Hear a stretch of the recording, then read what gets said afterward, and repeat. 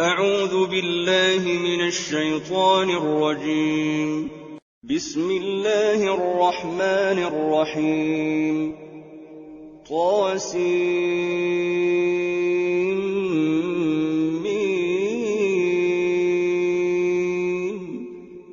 تلك آيات الكتاب المبين نتلو عليك من نبأ موسى وفرعون بالحق لقوم يؤمنون. إن فرعون علا في الأرض وجعل أهلها شيعا يستضعف طائفة منهم يذبح أبناءهم ويستحيي نساءهم إنه كان من المفسدين. ونريد أن نمن على الذين استضعفوا في الأرض ونجعلهم أئمة ونجعلهم الوارثين ونمكن لهم في الأرض ونري فرعون وهامان وجنودهما منهم ما كانوا يحذرون. وأوحينا إلى أم موسى أن أرضعيه فإذا خفت عليه فألقيه في اليم ولا تخافي ولا تحزني إنا رادوه إليك وجاعلوه من المرسلين. فالتقطه آل فرعون ليكون لهم عدوا وحزنا إن فرعون وهامان وجنودهما كانوا خاطئين. وقالت امرأة فرعون قرة عين لي ولك لا تقتلوه عسى أن ينفعنا أو نتخذه ولدا وهم لا يشعرون. وأصبح فؤاد أم موسى فارغا إن كادت لتبدي به لولا أن ربطنا على قلبها لتكون من المؤمنين. وقالت لأخته قصيه فبصرت به عن جنب وهم لا يشعرون. وحرمنا عليه المراضع من قبل فقالت هل أدلكم على أهل بيت يكفلونه لكم وهم له ناصحون. فرددناه إلى أمه كي تقر عينها ولا تحزن ولتعلم أن وعد الله حق ولكن أكثرهم لا يعلمون. ولما بلغ أشده واستوى آتيناه حكما وعلما وكذلك نجزي المحسنين. ودخل المدينة على حين غفلة من أهلها فوجد فيها رجلين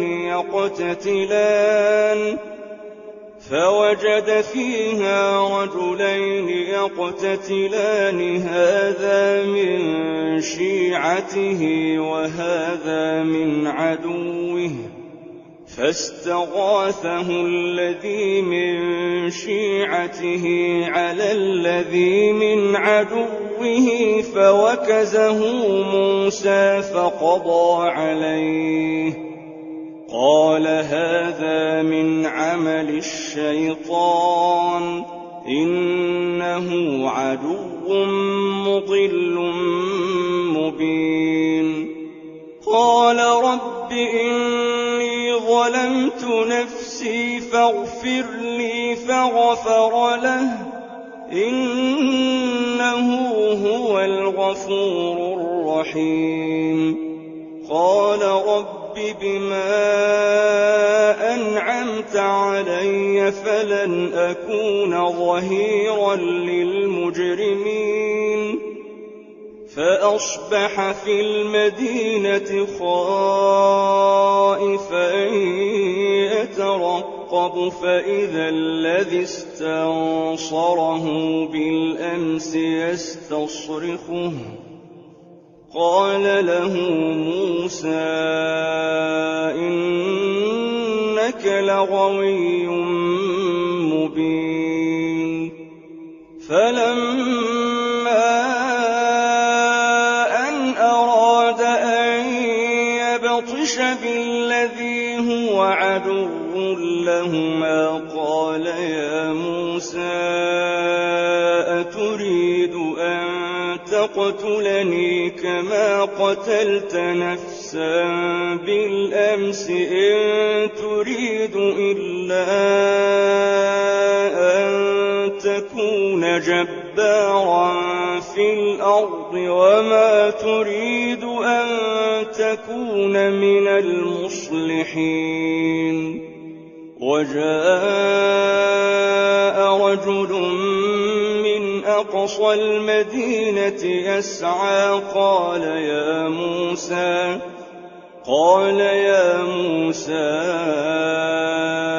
إن الملأ يأتمرون بك ليقتلوك فاخرج إني لك من الناصحين. فخرج منها خائفا يترقب قال رب نجني من القوم الظالمين. ولما توجه تلقاء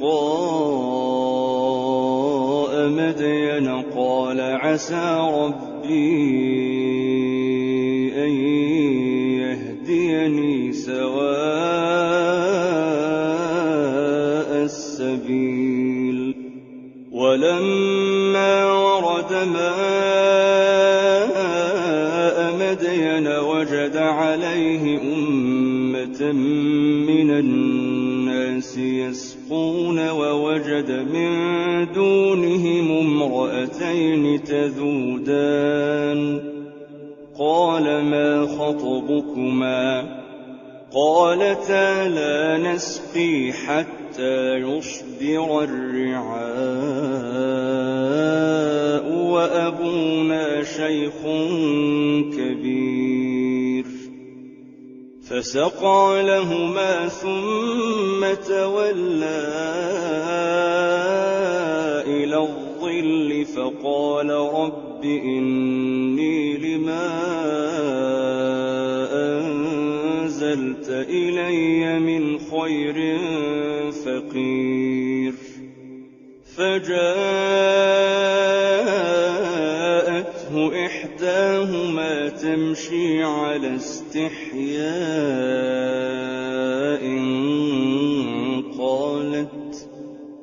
قالت إن أبي يدعوك ليجزيك أجر ما سقيت لنا. فلما جاءه وقص عليه القصص قال لا تخف نجوت من القوم الظالمين. قالت إحداهما يا أبت استأجره إن خير من استأجرت اسْتَأْجَرْتَ الْقَوِيُّ الْأَمِينُ قَالَ إِنِّي أُرِيدُ أَنْ أُنكِحَكَ إِحْدَى ابْنَتَيَّ هَاتَيْنِ عَلَىٰ أَن تَأْجُرَنِي 8 حِجَجٍ فَإِنْ أَتْمَمْتَ 10 فَمِنْ عِندِكَ وَمَا أُرِيدُ أَنْ أَشُقَّ عَلَيْكَ سَتَجِدُنِي إِن شَاءَ اللَّهُ مِنَ الصَّالِحِينَ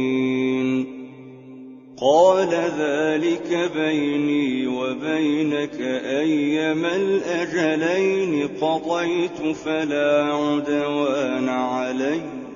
وَاللَّهُ عَلَىٰ مَا نَقُولُ وَكِيلٌ فَلَمَّا قَضَىٰ مُوسَى الْأَجَلَ وَسَارَ بِأَهْلِهِ آنَسَ مِن جَانِبِ الطُّورِ نَارًا قَالَ لِأَهْلِهِ امْكُثُوا إِنِّي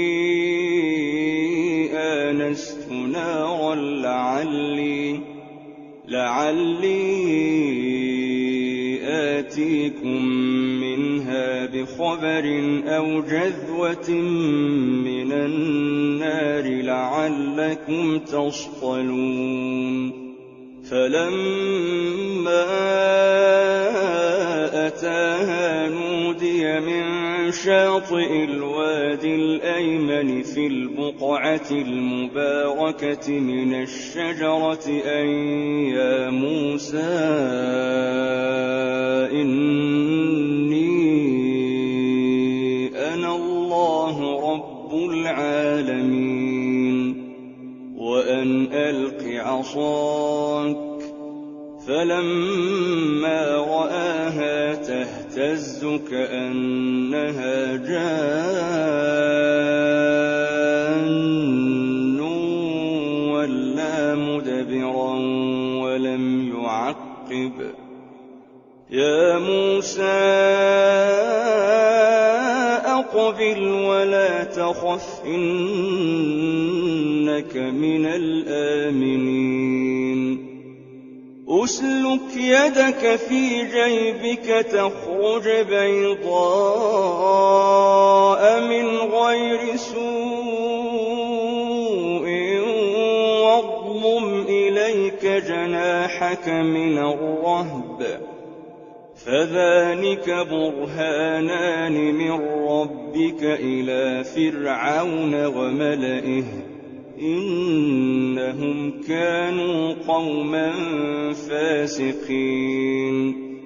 قَالَ رَبِّ إِنِّي قَتَلْتُ مِنْهُمْ نَفْسًا فَأَخَافُ أَن يَقْتُلُونِ وَأَخِي هَارُونُ هُوَ أَفْصَحُ مِنِّي لِسَانًا فَأَرْسِلْهُ مَعِيَ يَرِدْ أَن يُصَدِّقُنِي إِنِّي أَخَافُ أَن يُكَذِّبُونِ قَالَ سَنَشُدُّ عَضُدَكَ بِأَخِيكَ وَنَجْعَلُ لَكُمَا سُلْطَانًا فَلَا يَصِلُونَ إِلَيْكُمَا بِآيَاتِنَا أَنتُمَا وَمَنِ اتَّبَعَكُمَا الْغَالِبُونَ فَلَمَّا جَاءَهُم مُّوسَىٰ بِآيَاتِنَا بَيِّنَاتٍ قَالُوا مَا هَٰذَا إِلَّا سِحْرٌ مُّفْتَرًى وَمَا سَمِعْنَا بِهَٰذَا فِي آبَائِنَا الْأَوَّلِينَ وَقَالَ مُوسَىٰ رَبِّي أَعْلَمُ بِمَن جَاءَ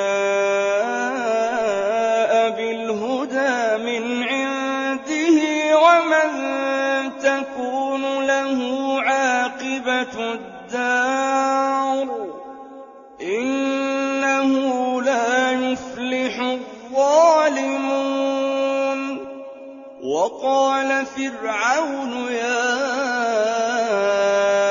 أيها الملأ ما علمت لكم من إله غيري فأوقد لي يا هامان على الطين فاجعل لي صرحا لعلي أطلع إلى إله موسى وإني لأظنه من الكاذبين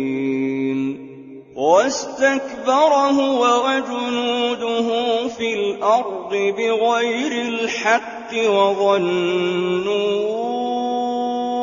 أنهم إلينا لا يرجعون فأخذناه وجنوده فنبذناهم في اليم فانظر كيف كان عاقبة الظالمين وجعلناهم أئمة يدعون إلى النار ويوم القيامة لا ينصرون وأتبعناهم في هذه الدنيا لعنة ويوم القيامة هم من المقبوحين ولقد آتينا موسى الكتاب من بعد ما أهلكنا القرون الأولى بصائر للناس وهدى ورحمة لعلهم يتذكرون وما كنت بجانب الغربي إذ قضينا إلى موسى الأمر وما كنت من الشاهدين ولكننا أنشأنا قرونا فتطاول عليهم العمر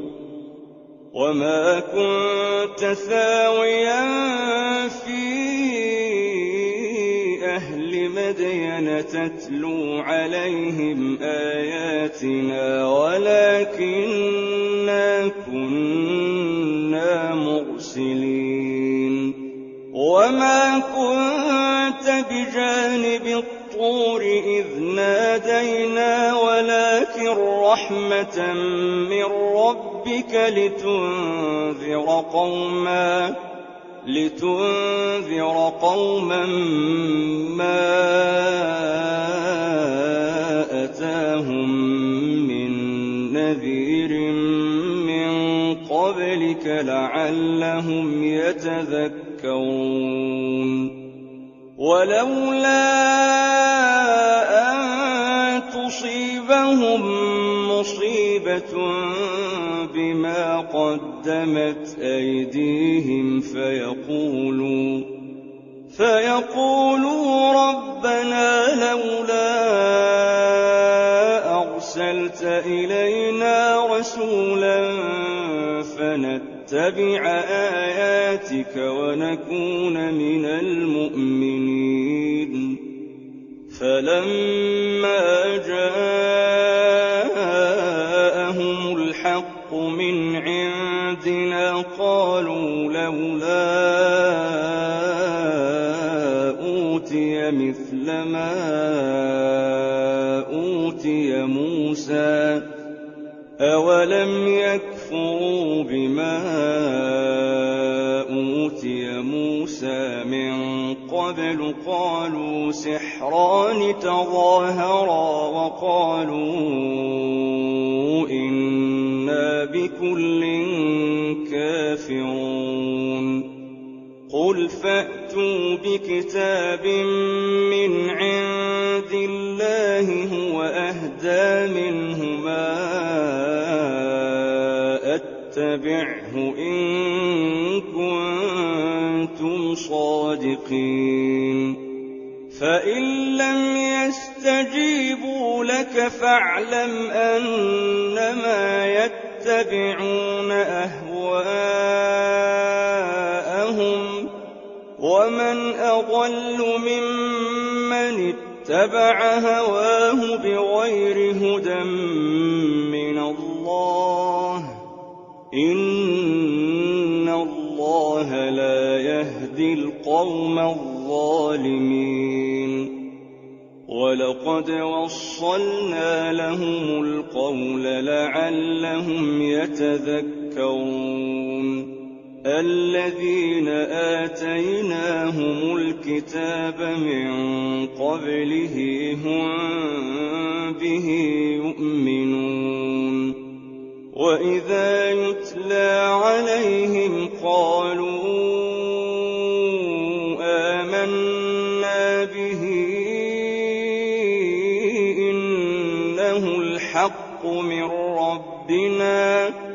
إنه الحق من ربنا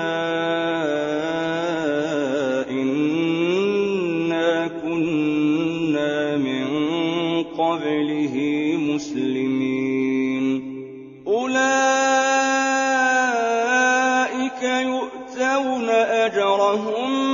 مرتين بما صبروا ويدرؤون بالحسنة السيئة ومما رزقناهم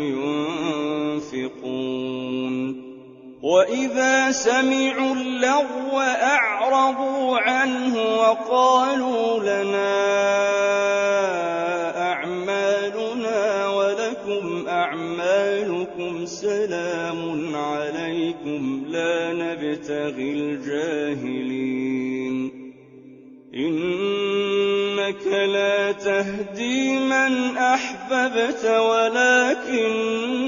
الله يهدي من يشاء وهو أعلم بالمهتدين وقالوا إن نتبع الهدى معك نتخطف من أرضنا أولم نمكن لهم حرما آمنا يجبى إليه ثمرات كل شيء رزقا من لدنا ولكن أكثرهم لا يعلمون وكم أهلكنا من قرية بطرت معيشتها فتلك مساكنهم لم تسكن من بعدهم إلا قليلا وكنا نحن الوارثين وما كان ربك مهلك القرى حتى يبعث في أمها رسولا يتلو عليهم آياتنا وما كنا مهلك القرى إلا وأهلها ظالمون وما أوتيتم من شيء فمتاع الحياة الدنيا وزينتها وما عند الله خير وأبقى أفلا تعقلون أفمن وعدناه وعدا حسنا فهو لاقيه كمن متعناه متاع الحياة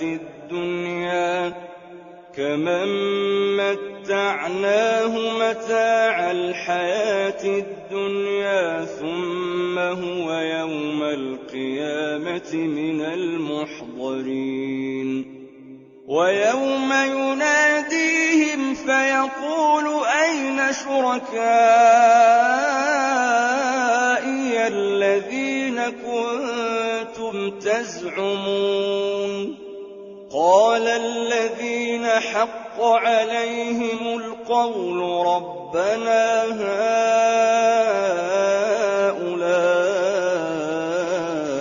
الذين أغويناهم كما غوينا تبرأنا إليك ما كانوا إيانا يعبدون وقيل ادعوا شركاءكم فدعوهم فلم يستجيبوا لهم ورأوا العذاب لو أنهم كانوا يهتدون ويوم يناديهم فيقول ماذا أجبتم المرسلين فعميت عليهم الأنباء يومئذ فهم لا يتساءلون فأما من تاب وآمن وعمل صالحا فعسى أن يكون من المفلحين وربك يخلق ما يشاء ويختار ما كان لهم الخيرة سبحان الله وتعالى عما يشركون وربك يعلم ما تكن صدورهم وما يعلنون وهو الله لا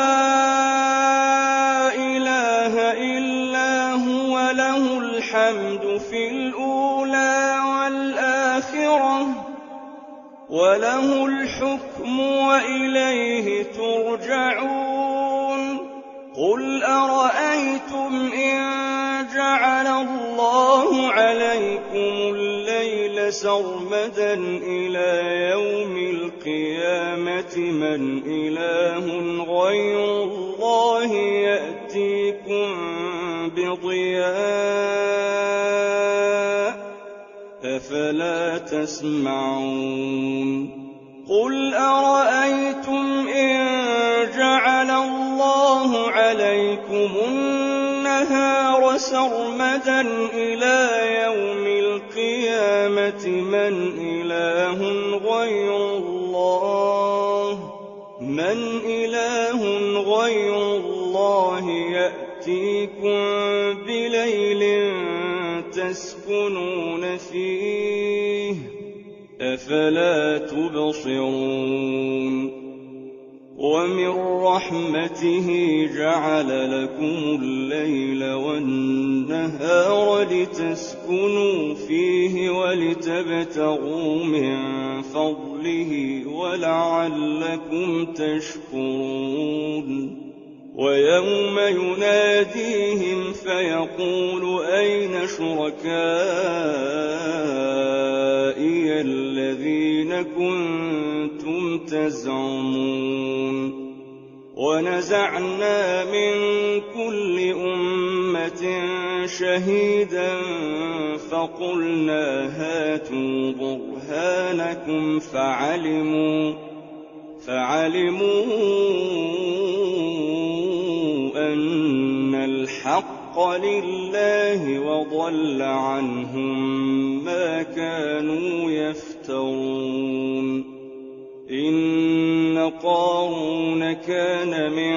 قوم موسى فبغى عليهم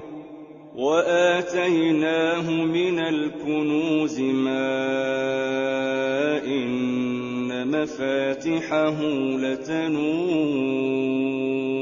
بالعصبة أولي القوة إذ قال له قومه لا تفرح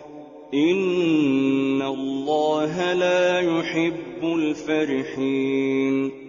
وابتغ فيما آتاك الله الدار الآخرة ولا تنس نصيبك من الدنيا وأحسن كما أحسن الله إليك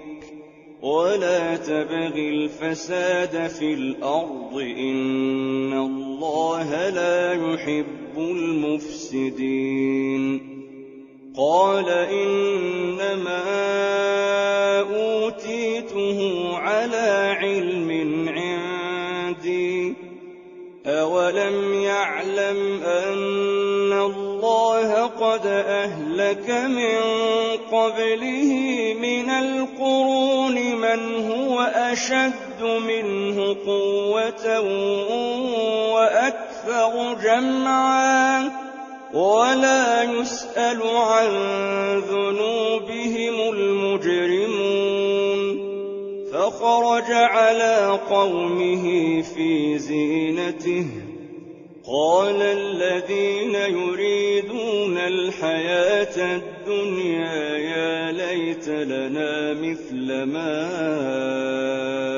أوتي قارون إنه لذو حظ عظيم وقال الذين أوتوا العلم ويلكم ثواب الله خير لمن آمن وعمل صالحا ولا يلقاها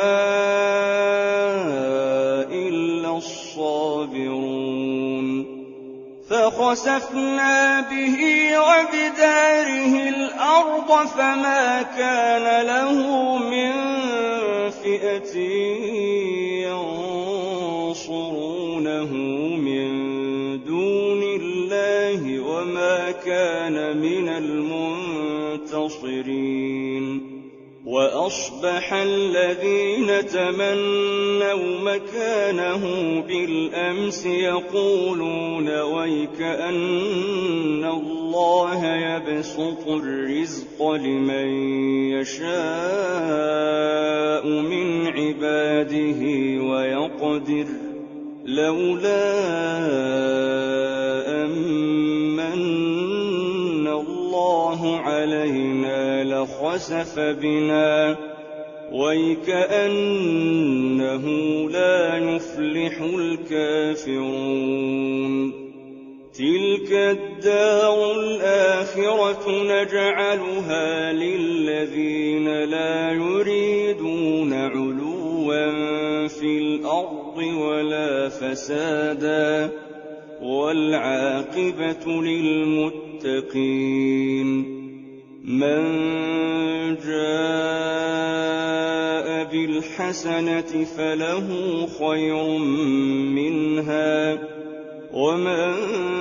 جاء بالسيئة فلا يجزى الذين عملوا السيئات إلا ما كانوا يعملون إن الذي فرض عليك القرآن لرادك إلى معاد قل ربي أعلم من جاء بالهدى ومن هو في ضلال مبين وما كنت ترجو